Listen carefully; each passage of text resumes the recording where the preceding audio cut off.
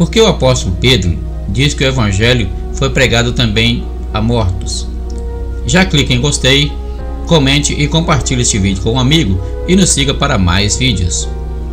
Existe pregação do evangelho para quem já morreu? O apóstolo Pedro está fazendo uma exortação a respeito do viver cristão. Antes, quando viviam na carne, aqueles irmãos apoiavam todo tipo de devassidão, o erro que os gentios praticavam e eles também. Porque basta o tempo para terdes executado a vontade dos gentios, tendo andado em dissoluções, concupiscências, borracheiras, orgias, bebedices e em detestáveis idolatrias. 1 Pedro capítulo 4, verso 3. Pedro mostra que esse foi um tempo que ficou no passado. Porém, agora que esses irmãos andam nos caminhos de Cristo, são difamados por aqueles que ainda estão nos maus caminhos. Por isso, difamando-vos, estranham que não concorrais com eles ao mesmo excesso de devassidão. 1 Pedro capítulo 4, verso 4. Ou seja, aqueles que continuam no caminho mau agora perseguem os que saíram dele. Pedro continua mostrando que esse excesso de devassidão em que esses ímpios vivem nos levará a ser severamente julgados por Deus, os quais hão de prestar contas àquele que é competente para julgar os vivos e mortos. 1 Pedro capítulo 4, verso 5. Quando ele diz julgar vivos e mortos, está falando do princípio de julgamento universal de Deus, ou seja, ninguém pode escapar dos juízos do Senhor. Sabemos que Deus julgará tanto os que já morreram em outros tempos, quanto os que ainda vivem quando ele voltar em sua segunda vinda.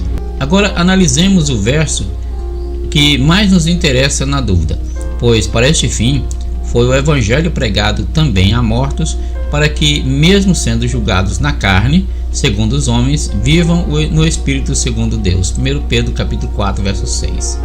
A pergunta central que precisamos responder é: quem são os mortos citados no texto? Para responder a isso, analisemos algumas possibilidades. Pedro está falando de mortos espirituais?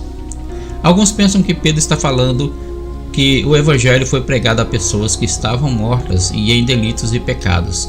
Vejam Efésios capítulo 2, verso 1 e 2.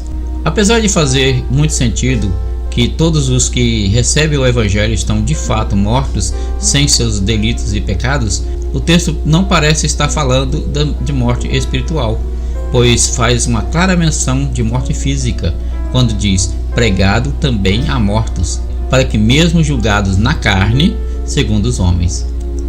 Observe o termo carne, parece apontar para a vida física e não espiritual. Pedro está falando que Cristo pregou aos mortos após sua morte? Alguns relacionam esse texto de 1 Pedro capítulo 3, versos 18 e 19, onde se diz que Cristo pregou aos espíritos em prisão. Veem que esses mortos seriam esses espíritos que receberam um tipo de pregação do evangelho após a morte de Cristo, que pessoalmente levou essa mensagem a eles.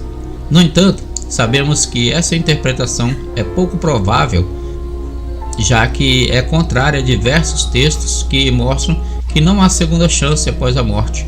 Por exemplo, Hebreus capítulo 9, verso 27. Pedro está falando dos cristãos que já morreram?